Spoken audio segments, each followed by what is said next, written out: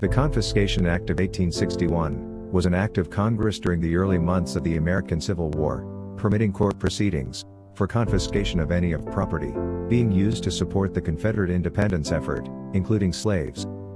The bill passed the House of Representatives 60-48, and in the Senate, 24-11. A total of 59 congressmen voted against the act. Abraham Lincoln was reluctant to sign the act. He felt that, in light of the Confederacy's recent battlefield victories, the bill would have no practical effect, and might be seen as a desperate move. He was also worried that it could be struck down as unconstitutional, which would set a precedent that might derail future attempts at emancipation. Only personal lobbying by several powerful senators persuaded Lincoln to sign the legislation, which he did on August 6, 1861. Due to the fact that the bill was based on military emancipation, no judicial proceedings were required, and therefore, Lincoln gave Attorney General Edward Bates no instructions on enforcing the bill.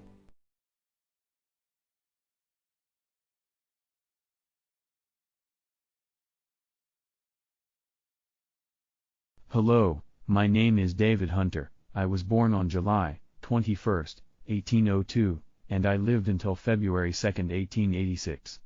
During my time of service in the United States military, I fought to emancipate the enslaved populations in the southern states of America. And now, a little over 160 years later, the Black Ancestry Network Group is going to tell you my deep story.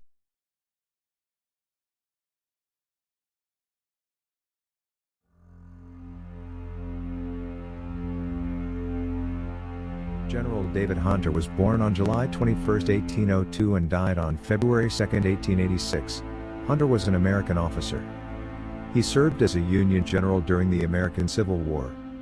He achieved notability for his unauthorized 1862 order that was immediately rescinded by Abraham Lincoln, emancipating slaves in 3 southern states, for his leadership of United States troops during the Valley campaigns of 1864, and as the president of the Military Commission, trying the conspirators involved with the assassination of U.S. President Abraham Lincoln. Hunter, son of Andrew Hunter and Mary Stockton, was born in Troy, New York, or Princeton, New Jersey. He was the cousin of writer and illustrator David Hunter Strother, who would also serve as a Union Army general. His maternal grandfather was Richard Stockton, a signer of the United States Declaration of Independence. After graduating from the United States Military Academy in 1822, Hunter was commissioned a second lieutenant in the 5th United States Infantry Regiment. From 1828 to 1831, he was stationed on the northwest frontier, at Fort Dearborn in Chicago, Illinois. There he met and married Maria Kinsey, a daughter of John Kinsey, considered the city's first permanent white resident.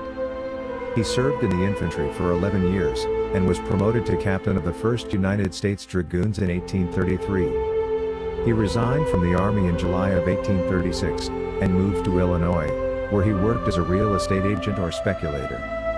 He rejoined the Army in November of 1841, as a paymaster, and was promoted to the rank of major, in March of 1842. One source claims that he saw action in the Second Seminole War between 1838 and 1842 and also the Mexican-American War between 1846 and 1848. In 1860, Hunter was stationed at Fort Leavenworth, Kansas. He began a correspondence with Abraham Lincoln, emphasizing his own strong anti-slavery views. This relationship engendered political influence. After winning the election to the presidency, Lincoln invited Hunter to ride on his inaugural train in February 1861, from Springfield, Illinois, to Washington, D.C. During this duty, Hunter suffered a dislocated collarbone at Buffalo, due to the crowd pressing the president-elect. Soon after the firing on Fort Sumter, Hunter was promoted to colonel of the 6th U.S. Cavalry. 3 days later, on May 17, 1861, his political connection to the Lincoln administration resulted in his being appointed as the 4th-ranking Brigadier General of Volunteers, commanding a brigade in the Department of Washington. He was wounded in the neck and cheek while commanding a division under Irvin McDowell at the First Battle of Bull Run in July of 1861. The following August, was promoted to Major General of Volunteers.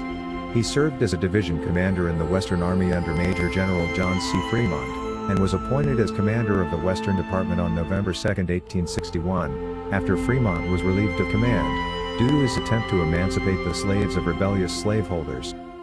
Hunter did not last long in this position, and within 2 months was reassigned to the Department of Kansas, a post where there was little chance of getting into trouble.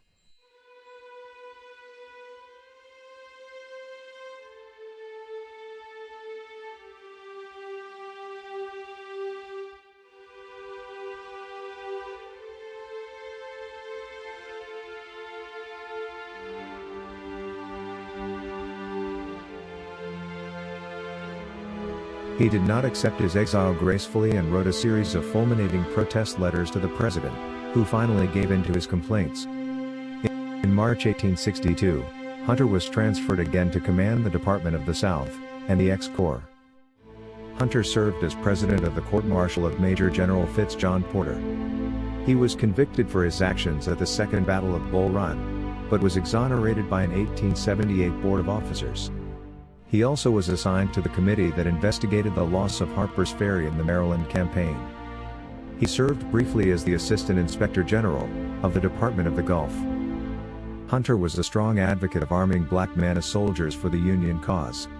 After the Battle of Fort Pulaski, where black Union soldiers from the North proved their bravery, Hunter began enlisting blacks as soldiers from the occupied districts of South Carolina.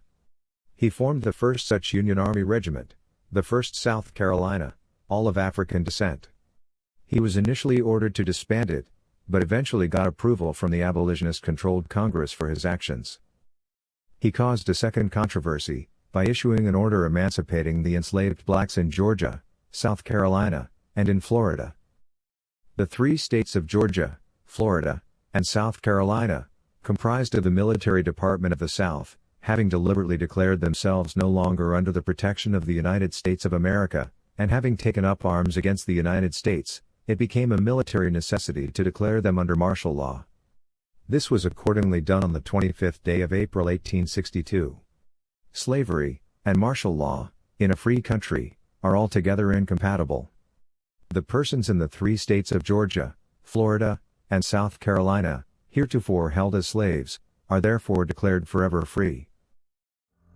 Major General David Hunter, Department of the South, General Order No. 11, May 9, 1862. President Abraham Lincoln quickly rescinded this order, because he was concerned about its political effects in the border states, which he was trying to keep neutral.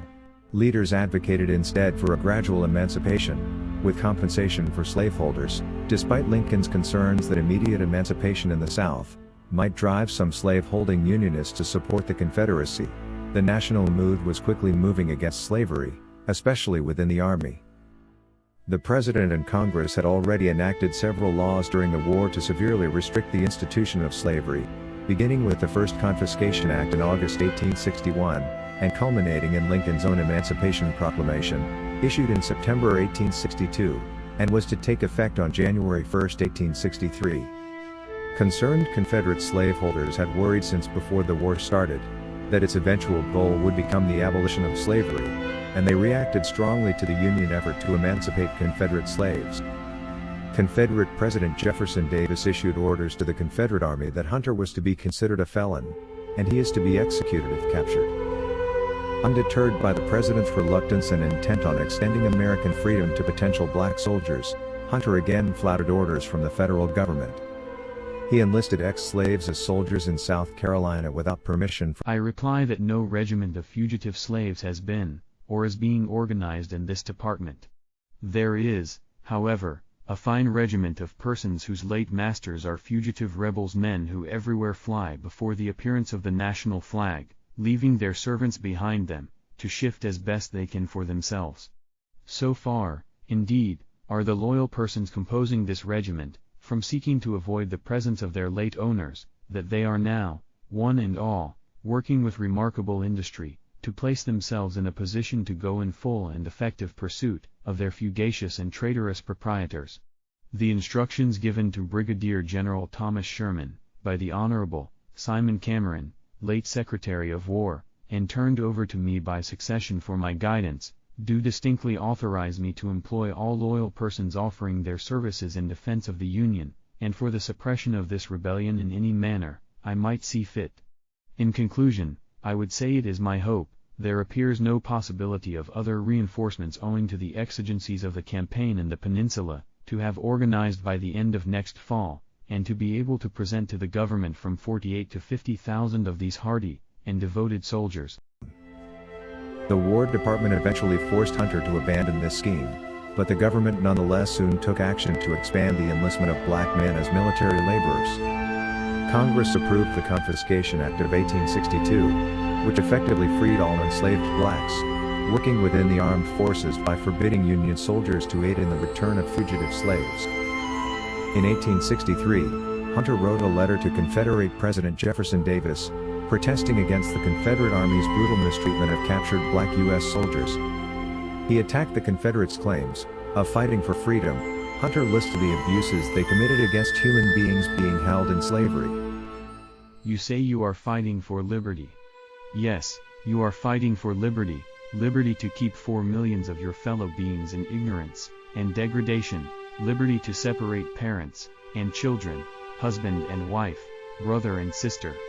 Liberty to steal the products of their labor, exacted with many a cruel lash and bitter tears, liberty to seduce their wives and daughters, and to sell your own children into bondage, liberty to kill these children with impunity, when the murder cannot be proven by one of pure white blood. This is the kind of liberty, the liberty to do wrong, which Satan, chief of the fallen angels, was contending for, when he was cast into hell low.